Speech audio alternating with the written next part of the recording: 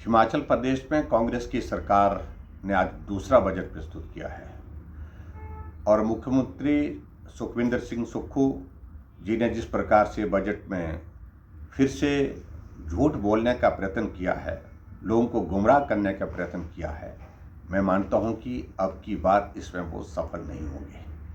देखिए, झूठ बोलने की ये सारी बातें बार बार इस प्रकार से करना, लोगों का भरोसा टूट चुका है। लोग विश्वास नहीं करेंगे, भरोसा नहीं करेंगे। सत्ता में आने से पहले झूठ बोला, झूठी गारंटियां दे करके गारंटी पूरी नहीं हुई। फिर सत्ता हासिल हुई तो पहला बजट प्रस्तुत किया, जो घोषणा की उनमें से 95% जो योजनाएं उनने घोषणा की ही, जो वादे उनने किए थे पहले बजट में, उनमें से कुछ काम हुआ ही नहीं।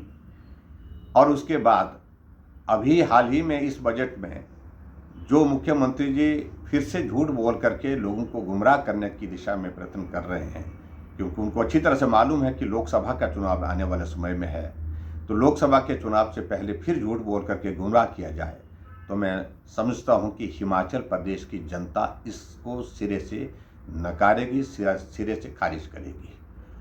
सबसे बड़ी बात तो यही कहूँगा मैं कि हिमाचल प्रदेश में इस बजट में किसी भी वर्ग के लिए कोई राहत नहीं है।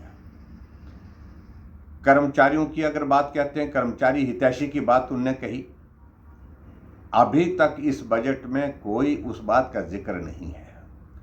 ओपीएस की बात कहते कहते अपने आप वो उसमें उलझ करके रह गए कि ओपीएस में अब आने वाले समय में जिक्र आज बजट में नहीं किया है, लेकिन हकीकत है इस बजट के बाद जब लोकसभा का चुनाव होगा, जो ओपीएस के लोगों को भी निराशा इसमें हाथ लगने वाली है, क्योंकि 50% लास्ट पे ड्रॉन की जो पेंशन की उनकी एक सुविधा है, उसको कम करने की दिशा में प्रयत्न चल रहा है। मैं ये बड़ा साफ कह रहा हूँ, उसको 30% करने की दिशा में चीज़ें चल रही हैं। और दूसरी बात, क्या ये सत्य नहीं है कि जहाँ पूरा साल वो कोसते रहे हिमाचल प्रदेश में पूर्व सरकार को कि भारतीय जनता पार्टी की सरकार ने ऋण लिया। आपने तो हिमाचल प्रदेश में ऋण इस कदर लिया कि तमाम रिकॉर्ड तोड़ दिए। 14 महीने में 14,000 करोड़ रुपए का ऋण लिया, जिसको खुद उन्होंने आज स्वीकार किया अपने बजट में, अपने बजट स्पीच में भी। इसके अलावा आगे बढ़ करके हम इस बात को अगर देखें, आज आप बहुत ज़्यादा कह रहे हैं कि एमएसपी हम आपने दूध के लिए सुनिश्चित कर दी।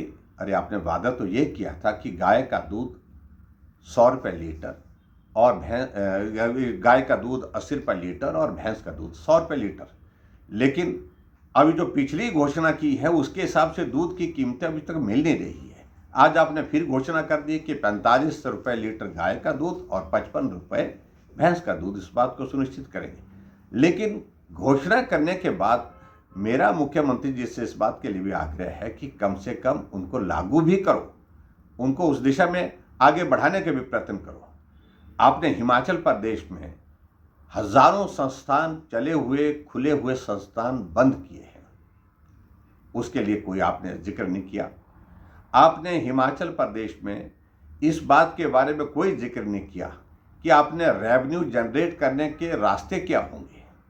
अब बातें तो कह रहे हैं आपकी, हमारा एक्साइज पॉलिसी के अंतर्गत हमारे हिमाचल प्रदेश में बहुत बड़ा इंक्रीज आ रहा है, लेकिन हकीकत क्या है? 10 और 11% की ग्रोथ तो हर साल पहले भी आती थी, अब की बार वो 12% तक आ गई है, 12% से ऊपर जा नहीं रही है।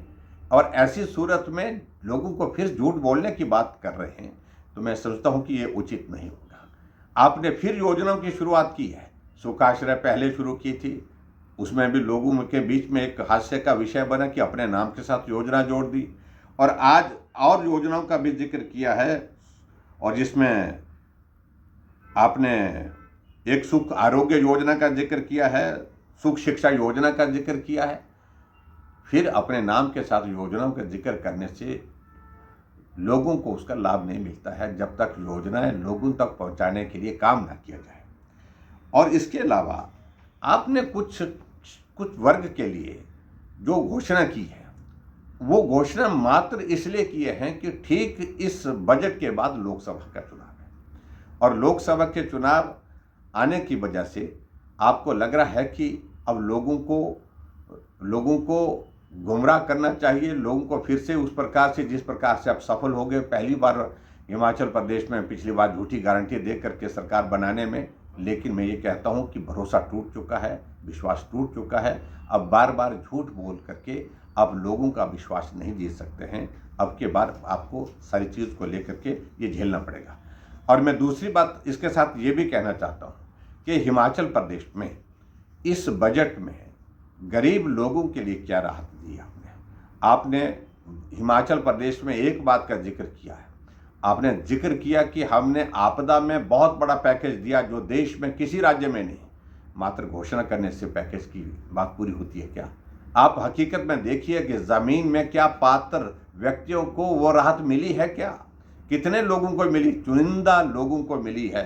आज भी जो लोग बेघर हुए पड़े हैं आपदा के कारण, अभी तक उनके केसेस ही नहीं बन पाए हैं, उनको राहत मिली नहीं। और आप चुन चुन करके राहत अगर दे रहे हैं तो अपने पार्टी के, अपने दल के लोगों के लिए दे रहे हैं। इस बात को लेकर के भी कोई बात छिपी नहीं है, आंकड़े आपके सामने आ रहे हैं। इसलिए मैं आपके आज के इस बजट को जो माननीय मुख्यमंत्री जी ने आज प्रस्तुत किया है, उस बजट को सिरे से खारिज करता हूँ।